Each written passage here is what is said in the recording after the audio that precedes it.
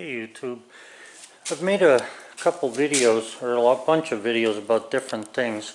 I think that one of the things that should be known is, sometimes you make mistakes when you're doing things and you don't realize it's a mistake until it's gone.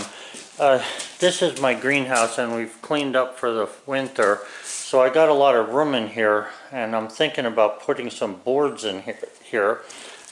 That means I can keep cutting because I was running out of space.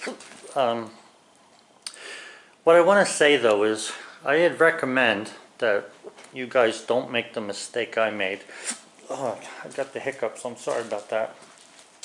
Anyway, the mistake was the bottom boards here, all the way up to about right here, okay, to this height, are pine.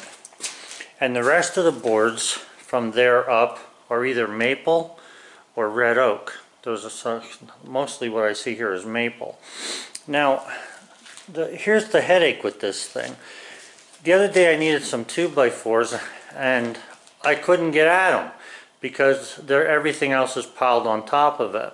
So my recommendation is the same way that you see lumber stacked at a lumber yard is really how you should stack the lumber. And what aggravates me is that I knew better. I just was in a hurry to get it stacked. And so now if I want to get after the 2x4s, or even if I want to get after some 1x, which is right in here between my fingers, there's some 1x that's pine. I can't do it. Yeah, I can sneak one out of the edge or something and then make the pile, ready to fall over, but it's really not helping. So I got to get all the maple off the top before I can get at the other stuff. So my suggestion is when you're cutting, and it's easy to cut a big stack of wood in short order, try and stack it in such a way that it's according to its own size.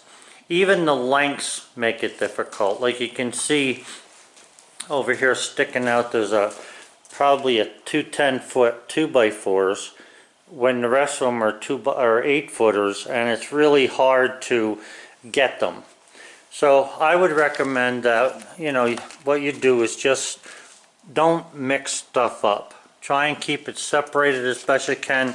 Now I have this stuff all stickered and there's so many stickers on there that it's staying straight to wood, and the pine is especially nice. But I'm just saying, that's, don't make the same mistake I did by putting wood, all sizes of wood on one pile, even to dry it. I mean, this was in here to dry and it's drying good. I don't have a problem with it drying. I have a problem with getting at it. And I can even open a garage door and get over at it from the opposite side. It still doesn't help matters. So, alright guys, thank you for that one, and I'll be making another one here shortly. So I had mentioned the other day that I got that I ordered some blades because I was afraid that the blades that I had put under tension may have been not exactly ruined, but made so that they won't last quite as long or cut right. I just thought you'd like to see how these blades come. There's a major hook there around them all. There's 15 blades in here, and then they have a huge tie down there at the bottom. So I'm not going to take these apart yet because I have quite a few sharp blades in this box. So I'm just going to leave them sit in here. I'm going to leave them closed up so hopefully the oil doesn't dry up on them. But I do got to put them somewhere. I don't want them here. I just brought them in here to open them up. And also, I have blades here. These two blades I have are very sharp. I sharpen these. The problem with them, the set's not right on them. The set on these blades is 2 up and 2 down, and I need to go with a straight set, down, up, straight, or left, right, straight. And I need to put these through my setting tool actually a hand setter I'm going to use to set them. And then the other thing that I had done here with the sharpening of the blades is I had cut these cookies out of here just to be able to put the blade on something so it wasn't such a nuisance to sharpen. And what I did was I put a piece of angle iron across there, a slotted angle, and all I do is just take and sharpen the blade right here in place. So I can, I can hit the blade both sides, and then I also use the setting tool to be able to set them. The marks that I have on the blade are where the blade is a straight blade, no set. So it helps keep me in line with this. And it's nice to be in here because I got the stove going and it's warm as opposed to being out by the sawmill. I want to get all my blades sharpened, oiled, and cleaned up so that when I put them away I don't have to worry about them, and that I have a good supply of them when I'm ready to start cutting. Which is, I'm going to start cutting them because I have room in the greenhouse to put stuff, so I'll be cutting soon. Take a look at this blade here.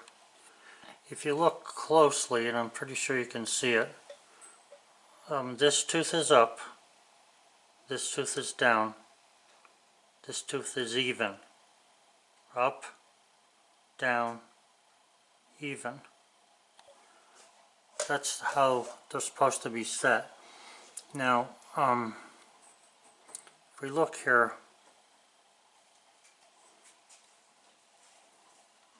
this tooth here is down a little bit. You can see it there, down. This one's even. But I started sharpening these right here.